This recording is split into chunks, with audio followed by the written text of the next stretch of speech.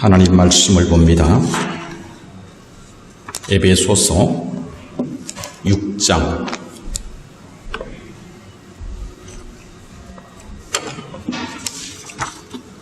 에베소서 6장 10절에서 20절까지의 말씀을 함께 봉독하도록 하겠습니다.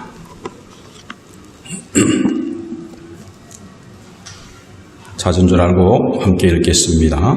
끝으로 너희가 주 안에서와 그 힘의 능력으로 강건하여지고 마귀의 간궤를 능히 대적하기 위하여 하나님의 전신갑주를 입어라. 우리의 신음은 혈과 육을 상대하는 것이 아니요 통치자들과 권세들과 이 어둠의 세상 주관자들과 하늘에 있는 악의 영들을 상대함이라. 그러므로 하나님의 전신갑주를 취하라. 이는 악한 날에 너희가 능히 대적하고 모든 일을 행한 후에 서기 위함이라. 그런즉 서서 진리로 너희 허리띠를 띠고 의의 호심경을 붙이고 평안의 복음이 준비한 것으로 신을 신고 모든 것 위에 믿음의 방패를 가지고 이로써 능히 악한 자의 모든 불화살을 소멸하고 구원의 투구와 성령의 검곧 하나님의 말씀을 가지라. 모든 기도와 간구를 하되 항상 성령 안에서 기도하고 이를 위하여 깨어 구하기를 항상 힘쓰며 여러 성도를 위하여 구하라. 또 나를 위하여 구할 것은 내게 말씀을 주사 나로 입을 열어 복음의 비밀을 담대히 알리게 하옵소서 할 것이니 이를 위하여 내가 쇠사슬에 매인 사신이 된 것은 나로 이 일에 대하여 당연히 할 말을 담대히 하게 하려 하심이라. 아멘. 할렐루야. 이 주일 아침에다 나오신 여러분을 주님의 이름으로 환영하고 축복합니다. 아멘. 지난 한 100일 동안 눈에 보이지 않는 이 바이러스 공포 때문에 전 세계가 두려움에 빠져 있는 것 같습니다. 이번 이 신종 코로나 바이러스는 그동안의 바이러스, 사스나 메르스, 신종플루 같은 그러한 바이러스들이 이루지 못한 천하 통일을 이룬 것으로 보여집니다. 왜냐하면 그동안 세계가 열심히 손을 씻고 마스크를 쓰고 사회적 거리두기를 하고 이제 더 나아가서 국가적 거리두기를 하고 있음에도 불구하고 중국에서 시작된 이 코로나가 한국을 거쳐서 미국, 유럽 전 세계를 완전히 지배하고 있는 듯한 그런 현상을 보여오고 있기 때문에 그렇습니다. 아직 코로나 바이러스를 대항해 이길 치료법이나 백신이 개발되지 못했습니다. 전문가들은 한 1년 6개월 정도야 되어야지 백신이 개발될 것이다 라고 예상하고 어떤 전문가들은 어차피 백신은 개발될 수 없다라고 그렇게 의견을 내기도 합니다. 그래서 이 바이러스는 앞으로는 계절병처럼 우리에게 다가올 것이다 라는 것을 전문가들은 말하고 있습니다.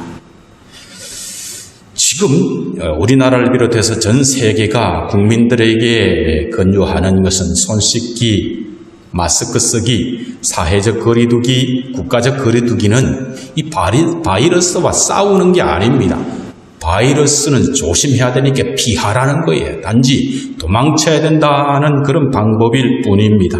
그런데 이 세상에 바이러스를 피할 수 있는 곳이 아무것도 없어요. 집에서 손만 씻는다고 되지들 않는 거예요. 집을 나서서 마스크를 사기 위해서는 걸어가고 아니면 택시를 타고 버스를 타고 지하철을 타고 가는 동안 바이러스에 노출되고 또 약국에 가서 다행히 마스크를 사고 돌아올지라도 또 다음날 시간이 되면 오부제에 맞춰서 또 마스크를 사러 나가야 되기 때문에 이것은 확실하게 바이러스를 이기는 방법이 아닙니다. 바이러스를 확실히 이길 수 있는 방법은 단 한 가지, 면역력을 키우는 것밖에는 없습니다. 그런데 하나님께서는 인간을 창조하실 때에 처음에 우리 몸에 세균이나 바이러스가 들어오면 그것을 체계적으로 싸워서 이길 수 있는 면역 체계를 우리 몸에 설계하시고 심어 두셨습니다. 그런데 어째서 인류가 이렇게 면역력이 약해지게 되었을까요? 이것을 아는 것이 중요한 거예요. 인류는 백신을 개발하려고 애쓰기 전에 바이러스의 발생 원인이 무엇인지 또 바이러스를 이기는 면역력을 키우는 방법이 무엇인가에 초점을 맞춰야지 살 수가 있는 거예요. 바이러스는 바이러스로대로 곧 개발해야 되지만 더 중요한 것은 면역력이다라는. 면역력은 외부로부터 몸에 세균이나 바이러스 같은 병원체가 들어오지 못하도록 방어하거나 이것이 들어왔을 때는 이것을 인식하고 즉시 출동해서 싸우도록 그렇게 우리 몸속에 심어놓은 면역체계입니다. 그런데 면역 시스템에 문제가 생기면 심각한 문제가 발생을 하는데 먼저 면역세포가 세균이나 바이러스가 아닌 건강한 세포를 공격하기 시작하는 거예요. 그것이 무서운 거예요. 바이러스가 이상하게 정식을 하고 그런 일들이 벌어지게 되는 거죠. 그래서 면역세포가 세균이나 바이러스가 아닌 건강한 세포를 공격하게 되면 통증이 생기고 염증이 생기게 되는 겁니다. 그래서 암세포가 생겨도 면역력이 강한 사람은 충분히 암을 이겨낼 수가 있습니다. 창조주 하나님은 우리의 몸에 그러한 세포를 이길 수 있도록 면역장치를 이미 만들어 두셨기 때문에 그렇습니다. 현대의학의 아버지라고 불리는 기원전 5세기에 살았던 그리스의 의학자 히포크라테스는 면역력을 어떻게 말하냐 하면 인체를 지키며 질병과 싸우는 가장 강한 군대다라고 그렇게 말했다고 합니다.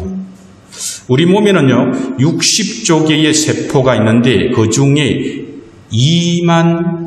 2조 개가 바로 면역세포라고 합니다. 그래서 바이러스나 세균이 침입을 하게 되면은 이 면역세포 2조 개가 싸워서 이기고 우리 몸을 보호하게 되는 거죠.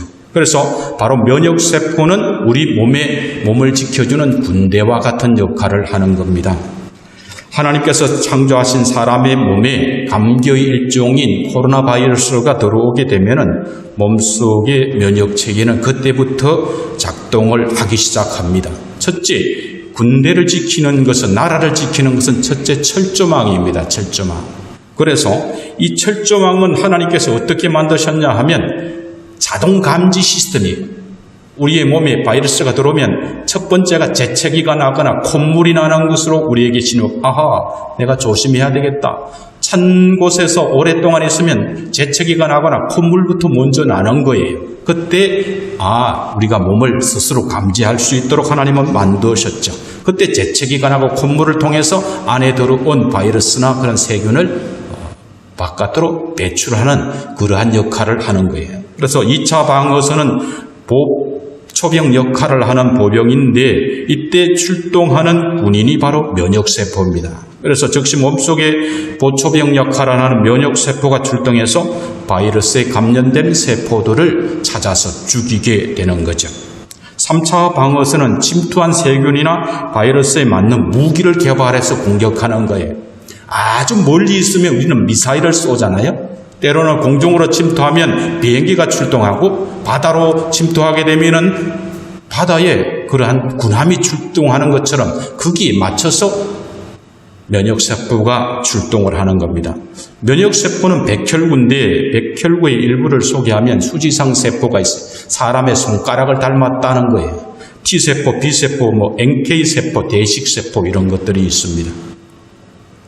그래서 특별히 이 수지상 세포는 어떤 세포냐 하면 T세포의 공격을 요청하는 황은 전달 세포입니다. 문제가 생겼으니까 저쪽을 공격하시오 라고 T세포에 명령을 내리면 T세포가 즉시 그곳을 찾아가서 공격을 하는 그런 시스템을 하나님은 다 우리 몸속에 심어주셨다는 것을 알 수가 있습니다.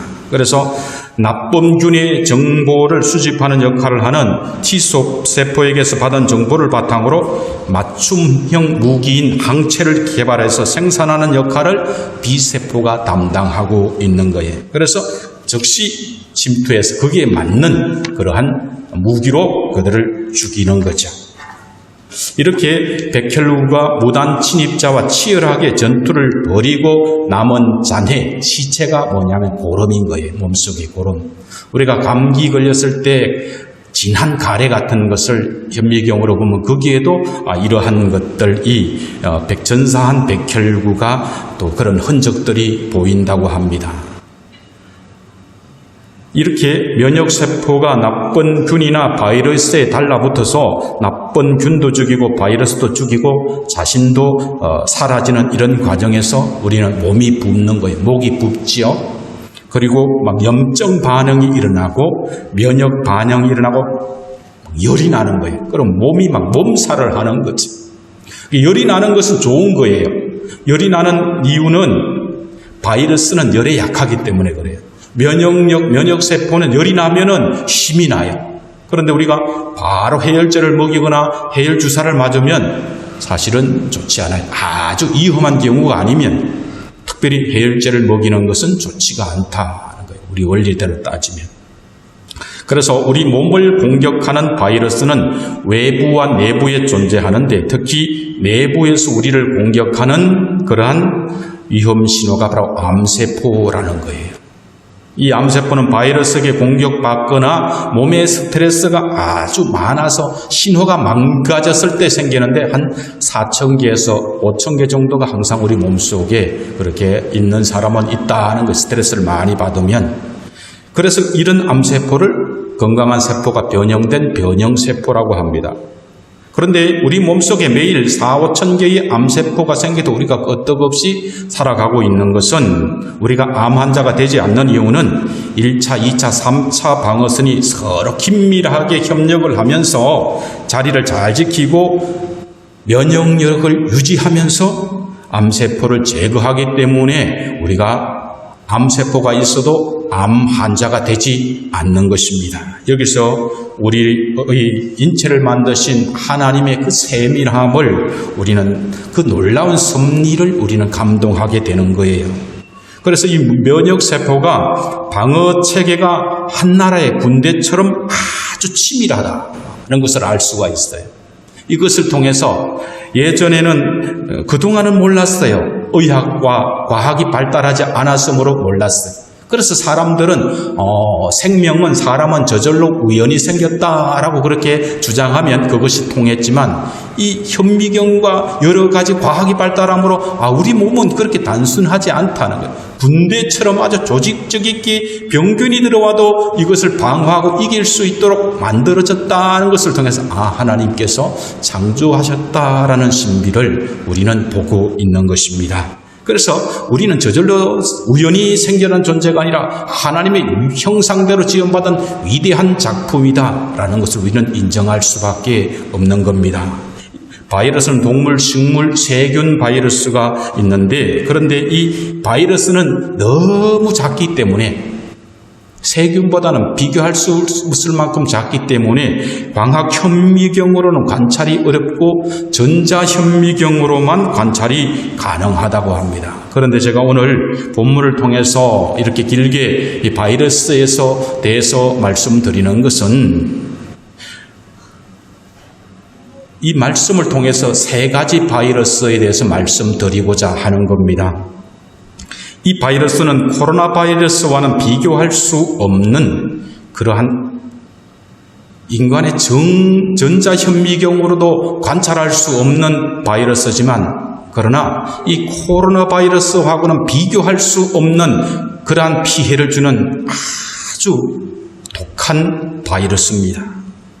성도는 코로나 바이러스로 전염병을 겪으면서 우리는 육적인 그런 몸을 공격하는 코로나 바이러스를 보는 것에 그치면 안 됩니다. 그보다 더 무섭고 치명적인 피해를 주는 가정과 국가와 교회를 공격하는 그러한 바이러스를 발견하고 그것과 싸워야 한다는 것을 말씀드리고자 합니다.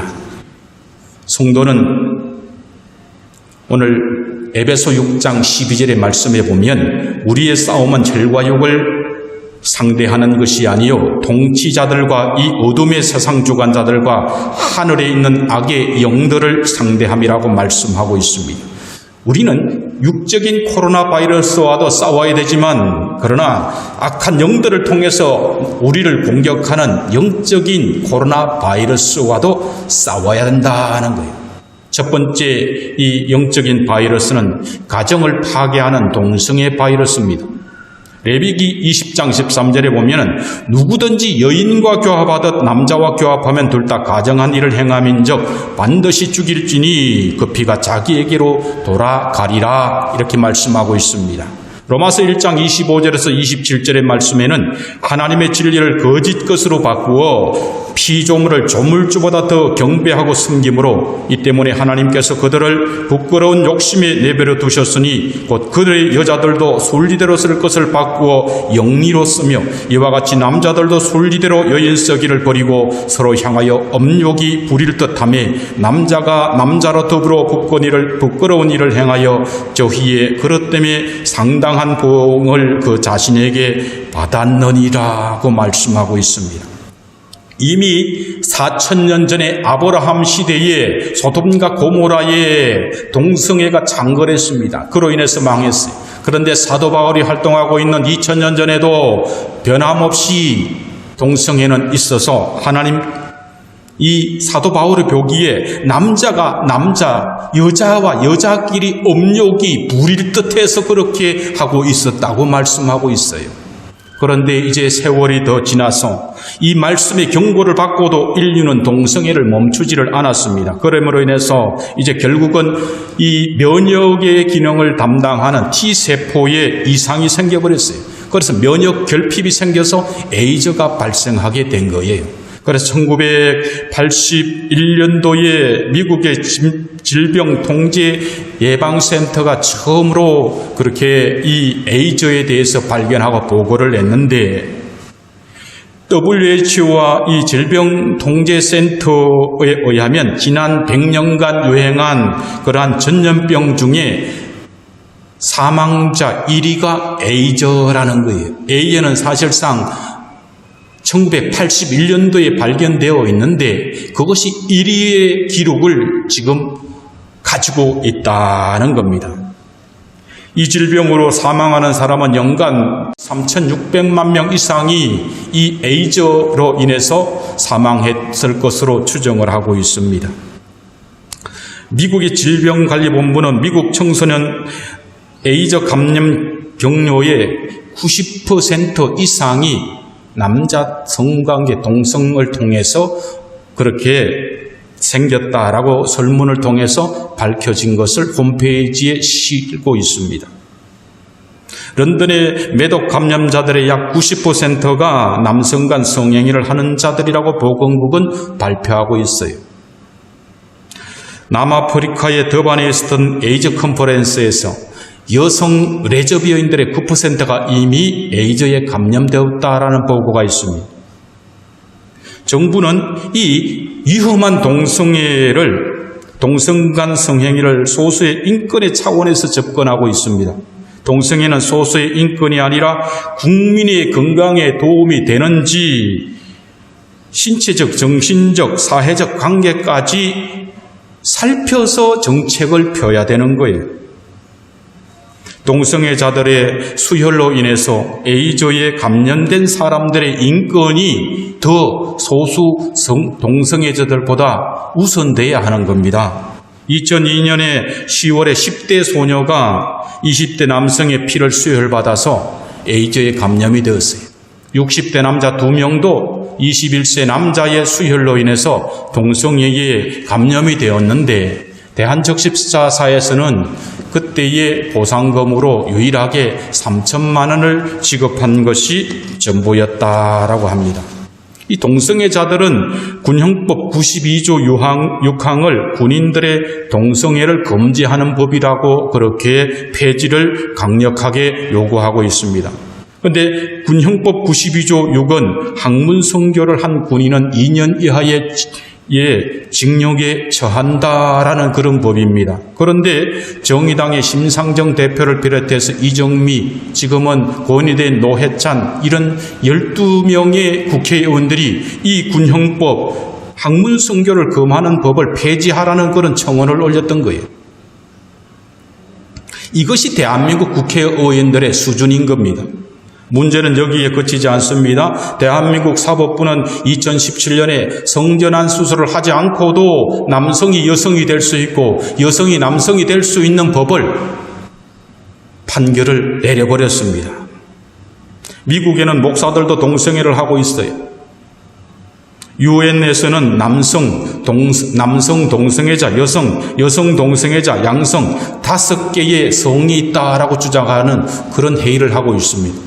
성경 창세기 2장에는 하나님은 분명히 남성과 여성만을 창조했습니다. 그러므로 교회는 이것을 사수해야 됩니다. 그런데 교회의 현실은 그렇지를 못해요.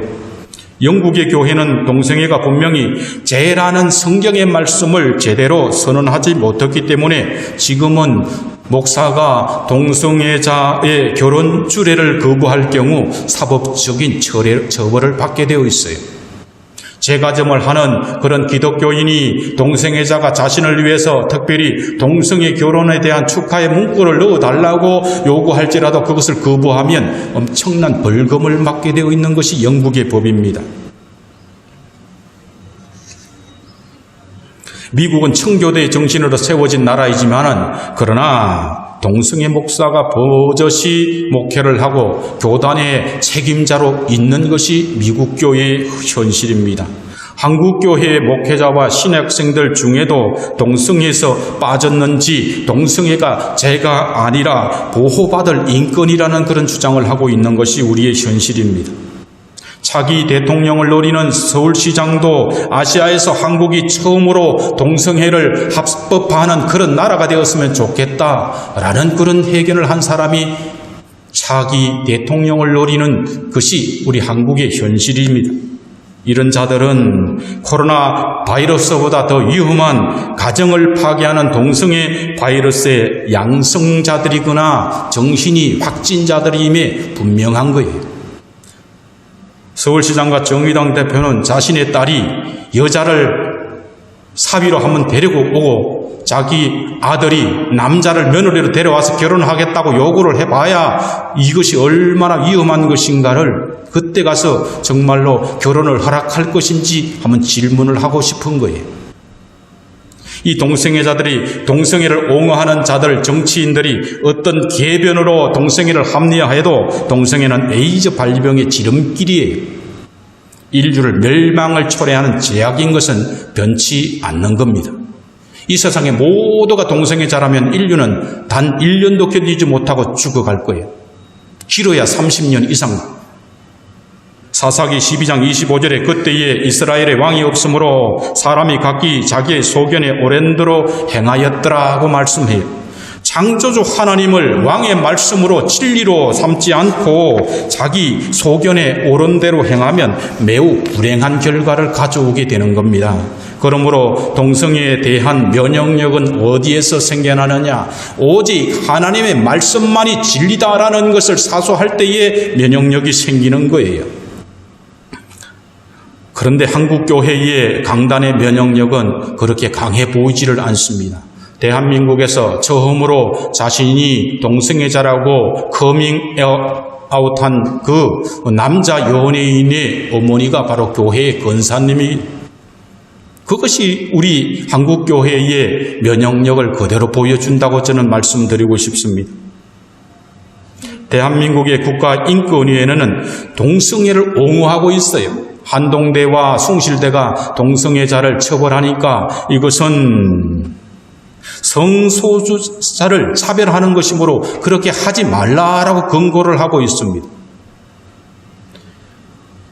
2003년 영국 법원에서는 성적 취향을 이유로, 다른 말로 동성애를 이유로 고용을 차별해서는 안 된다라는 법률을 만들었습니다. 그래서 동성애자도 교회의 청소년 사역자로 일할 수 있어야 한다라고 판결을 했어요. 그리고 교회의 전도사든 교회의 목사든 동성애자라도 일할 수 있도록 해야지 그것을 이유로 사역을 막으면 벌금을 받는다는 것이 바로 영국의 사법의 현실입니다. 지금 와서 영국 교회는 동성결혼에 대한 법률이 처리되는 동안 하나님의 말씀 앞에서 동성애는 죄다라는 것을 강력하게 주장해서 동성애가 합법화되는 것을 막지 않은 것을 후회하고 있습니다. 한국교회는 영국교회의 전처를 받지 말아달라고 간절히 부탁하고 있는 거예요. 이것은 예배도 마찬가지예요. 법으로 예배를 막는다. 처음에는 그저 그냥 양보하면 되는 문제지만은 이것은 합법화가 되어서 조금만 일이 생겨도 동성애를 허용하면 모든 나라가 동성애가 되는 것처럼 예배를 폐하는 것이 합법화되는 데는 지름길이 곧 열리게 되는 거예요. 두 번째로는 자유 대한민국의 체제를 전복하려는 사회주의 바이러스와 싸워야 합니다. 여러분, 목사가 예배 시간에, 설교 시간에 정치에 대해서 말하는 것에 대해서 어떻게 생각합니까? 목사가 설교 시간에 정치 현안에 대해서 일체 언급하지 않는 것이 성경적 설교인지, 아니면 사회적인 중요한 현안에 대해서 성경적인 가치관에서 판단하여 성도에게 죄는 죄라고 가르치고 설교하는 것이 과연 성경적인 설교일까요? 저는 목사는 성도들에게 성경적인 가치관에서 사상의 그러한 문제에 대해서 옳고 그름을 판단하고 가르치는 것이 목사의 당연한 사명이고 의무라고 생각합니다. 그러므로 목사가 성도들의 눈치를 보고 그런 것을 말하지 않으면 이미 그것은 하나님의 종이 아니고 그것은 직무유기다라는 것을 말씀드리고 싶습니다. 그런 점에서 저는 오늘 건강과 생명이라는 잡지에 실린 널푸른 교회의 송여국 목사님의 글 중에서 기독교인이 알아야 할 사회주의 통일 전략이라는 글의 일부를 소개하고자 합니다. 1945년 10월 14일 평양 공설운동장에서 김일성 장군 개선 환영군중대회가 열렸습니다. 이 대회에 7만 명이 참석했습니다. 그 중에는 기독교인들도 있었습니다. 김일성이 정권을 잡은 후 그는 기독교인들을 잡아 가두고 때리고 모욕하고 죽여 기독교를 박멸했습니다. 그런데도 기독교인들은 왜 그런 김일성을 환영했을까요? 무지했기 때문에 그렇습니다. 오늘날 우리나라에서 기독교의 미래를 위협하는 3대 세력을 꼽으라면 동성애와 이슬람과 사회주의를 꼽을 수가 있습니다. 그럼에도 불구하고 동성애와 이슬람에 대한 경계는 약합니다. 사회주의에 대해서는 경계가 더 약하고 오히려 옹호하는 교회들도 많습니다. 그 이유는 김일성이 했는 것처럼 남한의 사회주의자들도 거짓 선동과 선동을 했기 때문에 그렇습니다. 남한에 있는 사회주의자들의 계획대로 이루어져 남한이 사회주의화되면 우리 기독교의 미래는 어떻게 되고 우리나라의 미래는 어떻게 될까요? 제가 많이 연약하고 부족하지만 예수님을 영접한 이후 제 삶을 영혼의 구원에 초점에 맞춰 인생의 목적, 목표, 지식, 문화, 삶의 방식 등 모든 것을 재조정했습니다. 그러다 보니 사람들의 욕심으로 진흙탕을 만들어내는 정치에는 별 관심이 없었습니다. 하지만 현 정부가 들어서면서 생각이 바뀌었습니다. 정권이 교체되었을 때에 많은 신앙인들이 환영하고 특히 목사들까지 나서서 하나님의 뜻이 이 땅에 이루어진 것처럼 좋아하는데 저는 오히려 심한 영적인 트러블을 느꼈습니다. 그래서 설교 시간에 우리나라의 국군이 다 됐나 생각할 정도로 걱정스러운 상황이 오고 있다며 나라를 위해서 눈물로 기도해야 한다고 강조했습니다. 그러자 교회에서 정치적 설교를 한다면서 길을 막은 성도들도 있었습니다. 정치 이야기를 한다고 해서 다 정치적 설교가 아니고 성경 이야기를 한다고 해서 다 성경적 설교가 아닙니다. 김일성은 정치가입니다. 성경적 설교와 정치적 설교를 구분하는 방법이 있습니다. 어떠한 사람이나 어느 당의 입장에 서서 하나님의 뜻과 상관없이 공의와 상관없이 그 당에 속해 있는 인물이나 당을 무조건 지지하는 설교는 정치적 설교입니다. 현실 정치를 살펴보면서 정치 이념이 하나님 나라와 어떤 연관성이 있으며 이 땅에 하나님 나라를 세우기에 어떤 사상과 정치 제도를 지지해야 하며 이 땅에 공의를 이루기 위해서 어떤 행동을 하는 정치가를 지지해야 하는가에 대해 사실을 근거로 성경적 관점에서 말했다면 성경적인 설교입니다. 설교 시간에 타 종교에 대해서 긴 이야기를 했다고 할지라도 예수님 외에는 구원이 없다 결론을 내렸다면 성경적 설교가 되지만, 설교 시간에 전체의 성경 내용만 이야기하고 마지막 답 한마디 타 종교에도 구원이 있다 말했다면 비성경적인 종교다원주의 설교가 되는 겁니다. 글의 내용이 그렇기 때문에 여기까지 제가 인용하고 말리겠습니다. 대한민국은 자유민주주의 국가고 자유시장경제 체제를 수호하는 국가입니다. 우리가 잊지 말아야 할 것은 우리나라는 지금 70년 전 1950년 6월 25일 전쟁이 일어난 후에 전쟁이 끝난 것이 아니라 북한과 휴전 상태에 있다는 것을 잊지 말아야 됩니다. 그때 무력 남침을 했던 김일성은 죽었지만 그 아들 김정일을 통해서, 그도 죽었지만 그 손자 김정은을 통해서 그 정권은, 북한의 정권은 남한의 대남적화 통일 전략 전술을 한 번도 포기한 적이 없다는 것을 잊고 살면 안 돼요. 남북의 대통령이 서로 악수하고 그 안고 있다고 해서 저 북한 집단이 그 전술을 포기했다고 믿으면 큰일 나는 거예요. 북한은 한 번도 변하지 않지만 우리는 우파와 좌파가 번갈아 정권을 바뀌면서 이 나라의 보안법이, 국가보안법이 다 무력화되어 버렸어요.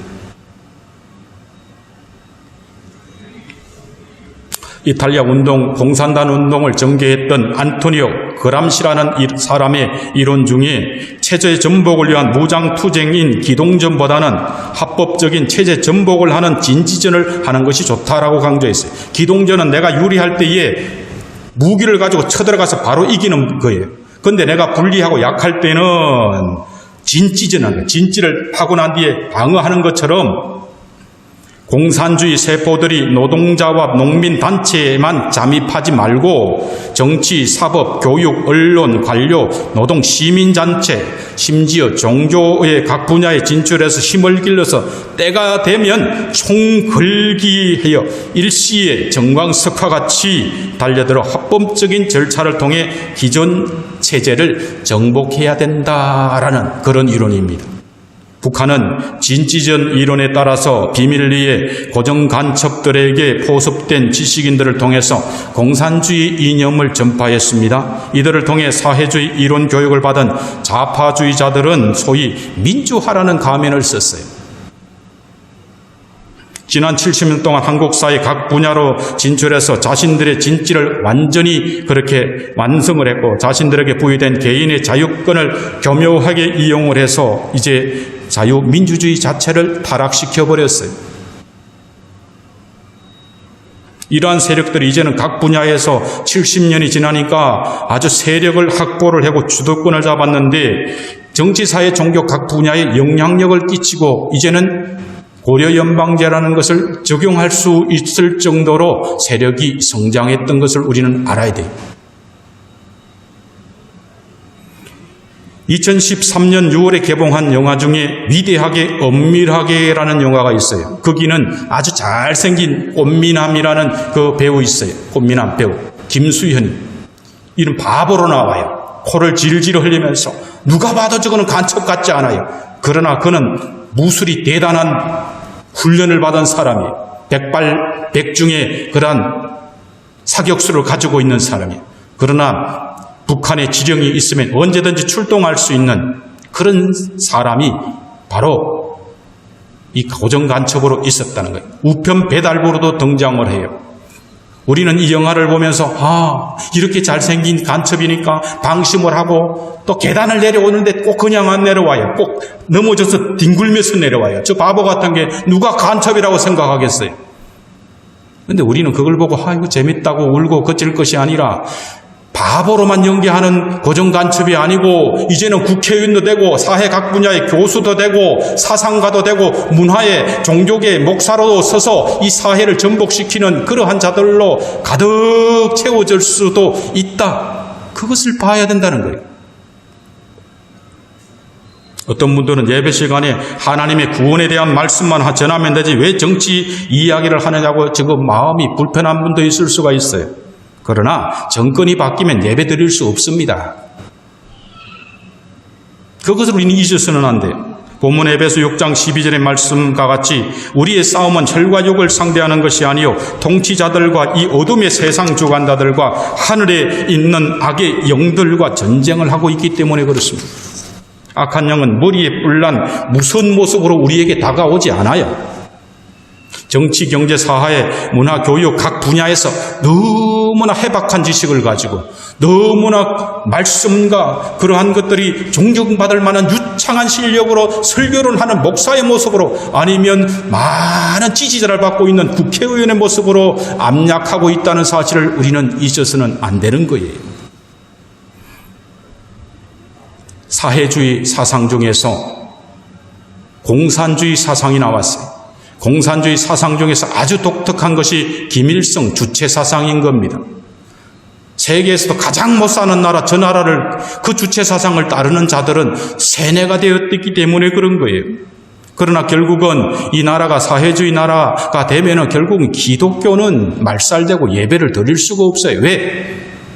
생태적으로 공산주의와 기독교는 양립할 수 없기 때문에 그렇습니다. 예수님은 빌라도에게 이렇게 말했습니다. 내 나라는 이 세상에 속한 것이 아니다라고 말했지만은 그럼에도 불구하고 우리는 이 땅에, 이 세상에 살고 있기 때문에 싸워야 된다는 것입니다. 교회를 파괴하는 영적 바이러스를 우리는 또 막아야 됩니다. 이번 코로나 바이러스를 통해서 영적 코로나 바이러스에 대한 깊은 영적 깨달음이 있다면 우리에게 유익이 되는 겁니다. 한국교회의 성도에게 들어온 영적 바이러스는 신천지, 구원파, 하나님의 교회를 비롯한 각종 이단 바이러스입니다. 그런데 이 이단 바이러스에 대한 백신은 이미 다 개발되어 있어요. 백신을 맞기만 하면 그대로 살아나는 겁니다. 그런데 문제는 이 이단 바이러스에 감염이 되면 백신을 맞지 않으려고 목숨을 거는 거예요.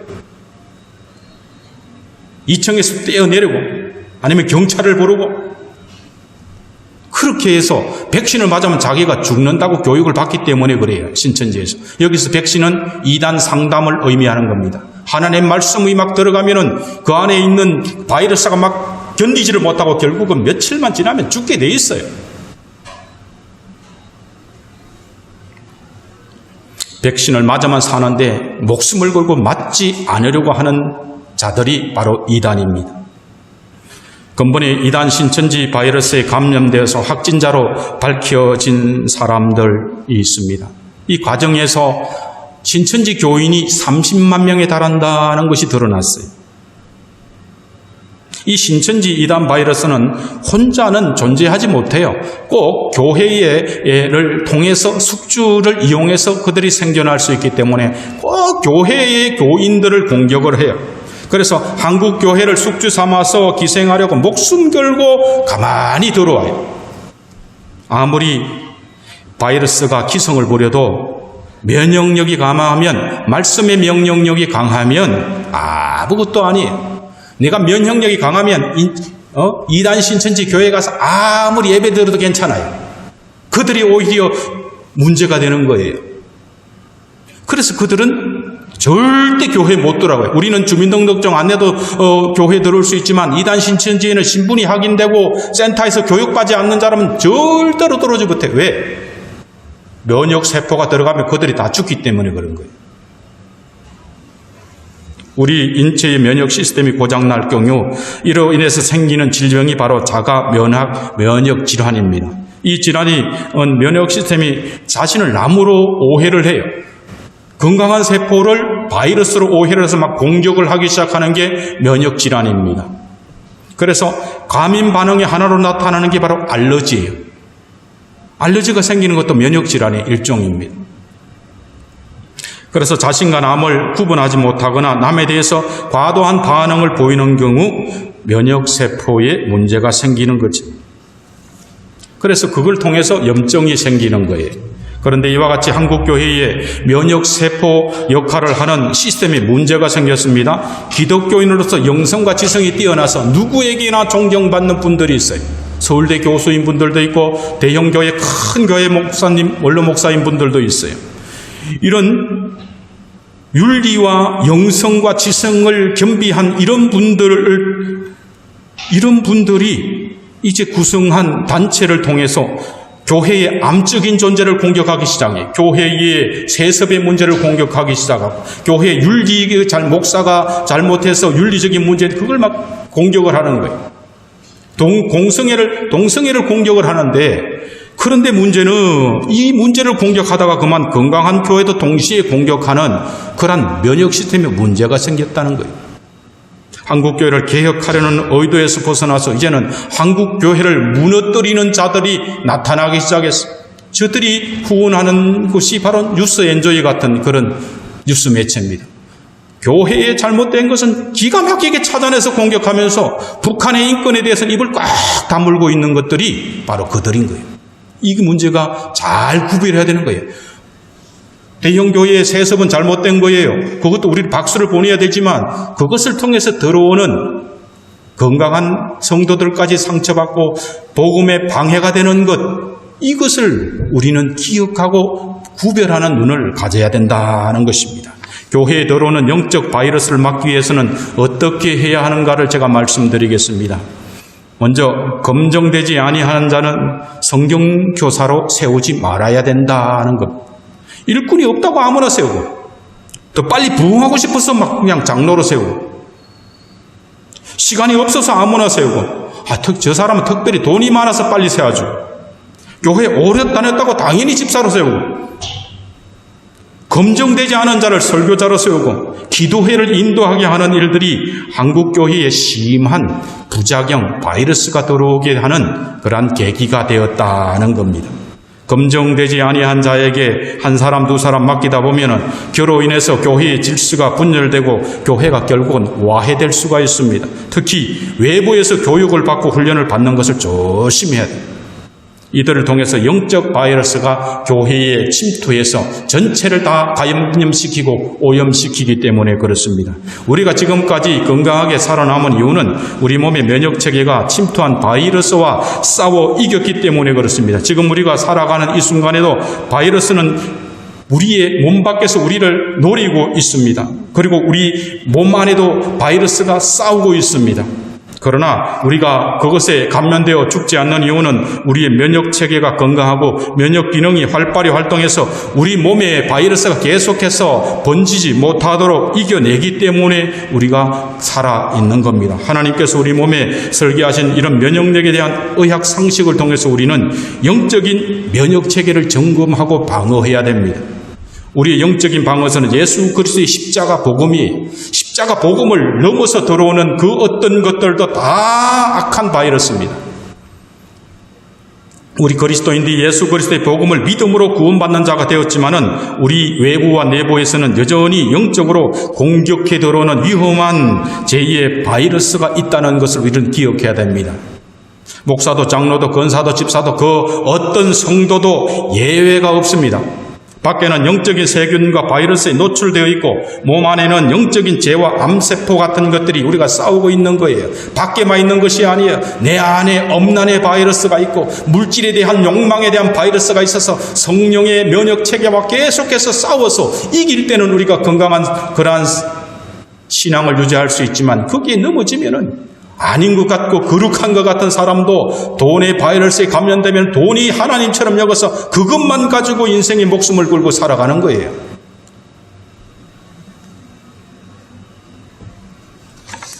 세균과 바이러스가 없는 곳에서 살 수 없듯이 이 세상에 죄가 없는 곳은 없습니다. 죄는 우리 마음속에도 존재하기 때문에 그렇습니다. 그러므로 바이러스를 피하는 것은 해결이 안 돼요. 바이러스 싸우는 면역력을 키우는 것이 바로 정답입니다. 성도는 영적으로 우리 교회와 내가 영적 바이러스에 감염된 것이 아닌지 날마다 살펴야 됩니다. 혹시 내가 진리에 벗어난 영적 바이러스에 감염된 확진자는 아닌지 살펴야 돼요. 또 내가 혹시 신천지 교인 31번처럼 환자처럼 검진을 거부하고 다른 사람에게 영적인 바이러스를 전파하여 엄청난 피해를 입힌 슈퍼 전파자가 아닌지 스스로 살펴봐야 됩니다. 지금 나와 한국교회를 병들게 하는 위험한 영적 바이러스는 무엇일까요? 바이러스는 전자현미경으로 볼 수 있듯이 영적 바이러스는 분별하려면 영적인 현미경이 있어야 됩니다. 그런데 문제는 단순히 평범한 신앙으로는 영적인 바이러스의 침투를 알 수도 없거니와 대체하기도 어렵기 때문에 문제가 됩니다. 베드로전서 5장 8절에 너희 대적 마귀가 우는 사자같이 두루 다니며 삼킬 자를 찾나니라고 말씀해요. 이것은 영적인 존재예요. 우리를 대적하는 사자가 오면 우리가 왜 못 보겠으며 사자가 울부짖는데 왜 못 듣겠어요? 영적인 이 마귀 사자는 보이지가 않고 소리가 들리지 않는다는 거예요. 그것이 문제인 거예요. 보통의 신앙의 눈은 분별할 수 없기 때문에 문제인 거예요. 한국교회에 가장 피해를 주는 영적인 바이러스는 잘못된 신학입니다. 이러한 잘못된 신학의 바이러스들은 복음 전파에 혼동을 주고 교회가 인간 중심의 교회가 되게 했습니다. 이러한 잘못된 신학이 교회 성장과 같은 외적 효과를 다 가져주기 때문에 더욱 인기가 있어요. 들어와도 복을 받고 나가도 복을 받고 무조건 복을 받고 하면 다 좋습니다. 장로 중에 물질적인 축복을 안 받은 사람이 있으면 그 신학을 점검해야 됩니다. 이런 신학이 번영신학인 거예요. 돈 없으면 신학 없는 건가요? 이런 설교를 하는 신학이 교회에 들어왔기 때문에 문제가 심각한 거예요. 돈 없는 사람은 다 신앙이 이상한 사람인가요? 이 어디서 이런 게 나왔단 말이에요? 은사대로 쓰임받는 거예요.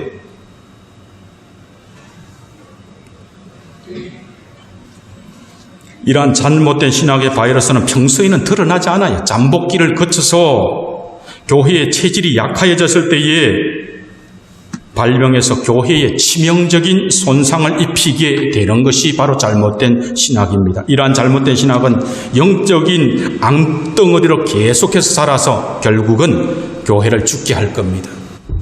수십만 명이 모이면 뭐해요?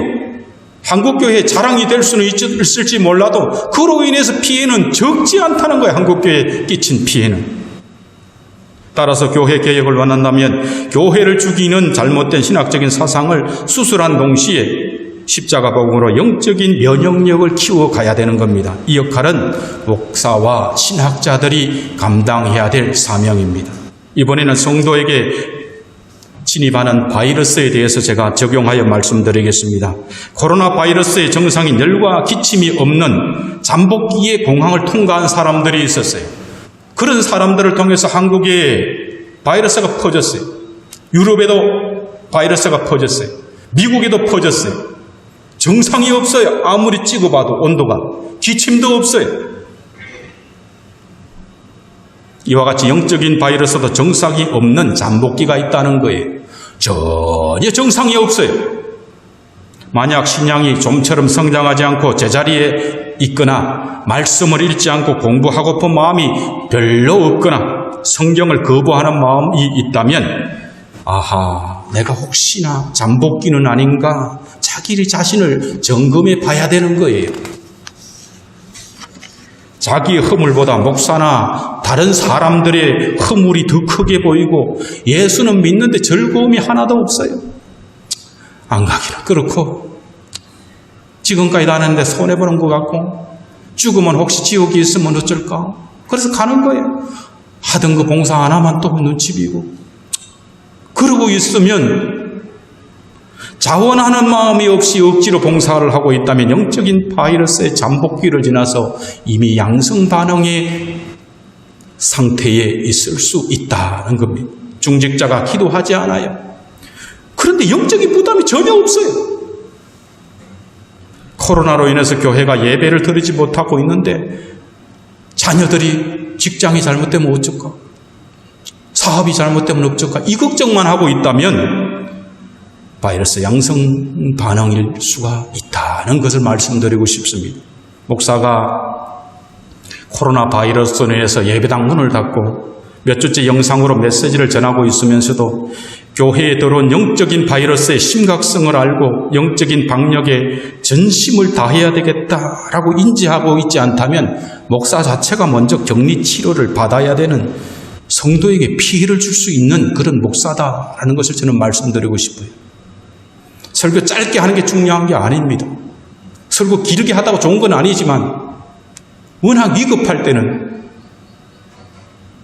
그러나 마귀로부터 전파되는 영적 코로나 바이러스는 고도의 속임수와 위장전술로 다가오기 때문에 스스로 발견하기는 불가능합니다. 설사 영적인 눈이 열린 다른 사람이 알려주어도 마음이 강팍해서 지나 잘해라 하는 마음이 생겨서 자기 자신의 바이러스가 보이지 않는 거예요. 그래서 자기가 영적 바이러스에 감염된 환자인지 모른 채 교회를 점점 감염시키고 아무도 감지하지 못하는 사이에 교회를 엄밀하게 서서히 무너지게 하는 것이 바로 영적인 바이러스입니다.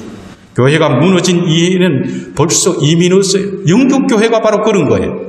영적 바이러스와 싸울 수 있는 그런 것은 면역력은 어떻게 키워질까요? 예배 중에 말씀과 기도를 통해서 성령의 도우심을 통해서 면역력은 키워지는 겁니다. 그런데 문제는 지나치게 우리의 관심이 육신에 있어요. 육체의 질병을 일으키는 코로나 바이러스는 막 겁내요.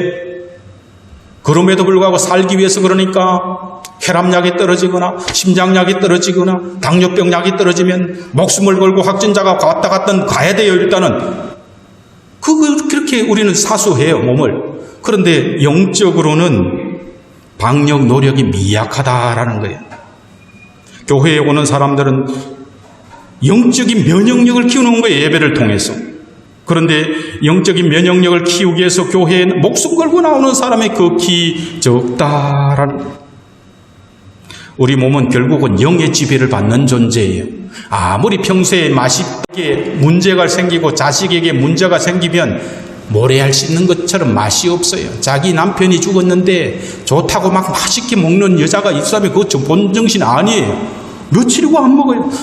얘들아, 먹어야 살지. 자식을 생각해서 억지로 먹는 거예요. 먹기 싫은데.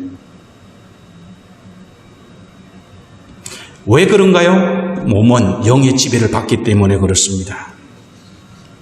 영혼이 잘 돼야지 육신이 잘 되는 거예요. 지금 정부는 코로나 사태 방역에 실패한 후에 그 책임을 교회로 돌리고 있습니다. 코로나의 근원지인 중국에서 들어오는 사람들의 입국은 제한하지 않고 코로나 사태에 마스크도 쓰지 않고 새벽까지 춤추면서 강난의 밤을 보내고 있는 클럽의 문은 열어놓고 있어요. 보건당국자들은 마스크를 쓰지도 않고 악수하고 하다가 그만 보건당국자가 그냥 자가격리됐어요. 그러면서 마스크를 쓰고 떨어져 있는 교회의 문부터 닫으려고 혈안이 되어 있어요. 더불어민주당의 김영춘이라는 의원이 대통령 긴급명령권을 발동해서 기독교회가 1%라도 예배를 못 드리게 해야 된다라고 주장을 하고 있어요. 이재명 경기도지사는 예배를 강행하는 교회는 코로나 치료비에 대한 구상권을 청구하겠다라고 그렇게 협박을 하고 있어요. 전국의 5만 6천 교회 중에 확진자가 단행한 교회는 결코 많지 않아요. 10개 교회 정도 안팎입니다.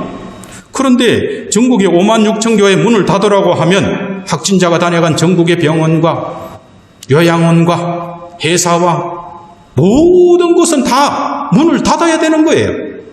지금 이재명 경기지사는 교회에 구상권을 청구하려면 의사들이 그렇게 의사협회에서 출입국을 막아야 된다 그래서 중국에 오는 것을. 전문가들이 여러 사람의 의견을 개진했어요. 그럼에도 불구하고 중국에 오는 문을 닫지 않았어요. 그러므로 이 문재인 대통령과 정권을 책임진 더불어민주당을 비롯한 여당은 여기에 대해서 책임을 져야 되고 구상권을 청구하면 받아줘야 되는 거예요. 구상권은 이재명 지사가 청구할 것이 아니라 전 세계에서 우리나라 교포들이 어떤 취급을 받아요? 코리아가 아니라 코로나라는 취급을 받고 있어요. 호텔에 들어가도 예약을 받아주지 않아요. 중국에서는 따라다니면서 소독약을 뿌려요. 이런 세균 취급을 받고 있는 국민들이 대통령에게, 정부 여당에게 청구해야 될 것이 바로 구상권인 거예요. 국민의 국격을, 국민의 자존심을 땅바닥에 쳐박았어요. 베트남에서 박항서 그 감독 때문에 베트남 사람들은 한국 사람들을 너무 좋아했는데 이제는 호텔에 들어가지도 못해요. 출입국도 못해요. 그렇게 국민을 땅바닥에 세균처럼 그렇게 취급당하도록 한 정부가 무슨 낯으로 무슨 구상권을 청구한다고 하고 있느냐는 거예요. 서울 강남의 학원들이 83%가 문을 닫았다가 열었어요. 왜 그러느냐? 정부 보조 대상에서 제외되었기 때문에 그래요. 한국교회가 문을 닫게 하면 정부 예산으로 지금 헌금을 대신해서 자기들이 개척교회에 세금 월세를 대주고 교회에 그러한 재정을 보충해 줄 것인가? 그런 마음이 없다면 부상권 얘기를 하지 말아야 되는 거예요. 성도들이 이 코로나 사태를 통해서 보아야 할 것은 악한 영들의 조종을 받는 이 어둠의 세상 주관자들이 이번 사태를 통하여 정치적으로 이용해서 교회를 말살하려는 그러한 시도를 하고 있다는 것을 보는 눈을 가져야 된다는 거예요. 코로나 사태 때문에 어쩔 수 없이 아니다라는 거예요. 마귀는 광명의 천사의 모습을 하고 나타난다는 사실을 잊지 말기를 바랍니다. 이 나라 정부가 행한 몇 가지 개혁적인 정책을 보면 마음이 드는 것도 있어요. 서민을 위해서 막 돈을 막 쏜다 그러는 거예요. 마음이 들어요. 저도 서민이기 때문에. 그런데 그거 보고 이들을 지지하면 안 된다는 거예요. 착각을 하면 안 돼요. 동성애를 찬성하고 기독교를 핍박하는 자들은 악한 영들에게 사로잡힌 이 어둠의 세상 주관자들이기 때문에 그렇습니다. 이제 말씀을 정리합니다. 성도는 신종 코로나나 바이러스를 두려워하기보다는 우리의 죄를 더 두려워하고 회개해야 됩니다. 그리고 우리에게 생명의 주관자는 오직 하나님뿐이다라는 사실을 심령에 깊이 명심해야 되는 거예요. 참새 한 마리도 떨어지는 것은 하나님의 허락이 있어야 떨어지는데 하물며 하나님의 백성이 죽고 사는 것은 하나님의 주권 안에 허락이 있어야 되는 거예요. 욥의 생명을 마귀가 함부로 해하지 못했어요. 생명만은 안 된다. 딱 못 박으면 끝인 거예요. 사람들은 바이러스 감염을 피하기 위해서 마스크를 착용하고 손을 자주 씻으면서 많은 사람들이 모이는 것을 조심하고 있습니다. 그렇지만 바이러스를 피할 수 있는 곳에 이 세상에 아무도 없다는 사실이, 아무리 악성 바이러스가 있다고 해도 면역 기능이 강한 건강한 사람에게는 결코 치명적인 피해를 입힐 수가 없습니다. 우리가 기억해야 될 것은 이미 모든 인류는 죽음의 바이러스에 감염되어 죽음을 앞두고 있는 존재다라는 것을 잊지 말아야 됩니다. 그리고 죽음의 바이러스에 감염된 인류에게 하나님은 죽음을 이길 백신을 이미 주셨어요. 그 백신은 바로 오직 하나 예수 그리스도뿐인 줄로 믿습니다. 다른 백신은 가짜예요. 불교가 있고 세상에 이슬람교가 있고 온갖 잡신 종교들이 있지만 그거 주사 아무리 맞아도 안 돼요. 사랑하는 성도 여러분, 본문에서 사도 바울은 우리에게 이렇게 말하고 있어요. 겉으로 너희가 주 안에서와 그 힘의 능력으로 강건하여지고 마귀의 간계를 능히 대적하게 하여 하나님의 전신갑주를 입어라. 하나님의 전신갑주는 하나님께서 우리와 동행하고 계신다는 거예요. 그러면 두려움이 없는 거예요. 기도와 간구를 하되 항상 성령 안에서 기도하고 다른 성도를 위해서도 기도하라고 말씀해요. 연약한 자들이 많아요. 목사가 목사로서 바른 말씀을 전하기는 매우 어렵습니다.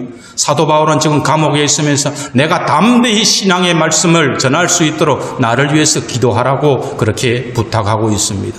여러분을 위해서 기도하고 또한 여러분도 저를 위해서 기도하여 이 어려운 때를 잘 이겨가기를 바랍니다. 그래서 입을 열어 복음의 비밀을 담대히 알리게 하소서라고 이렇게 기도를 부탁하고 있습니다. 때가 악합니다.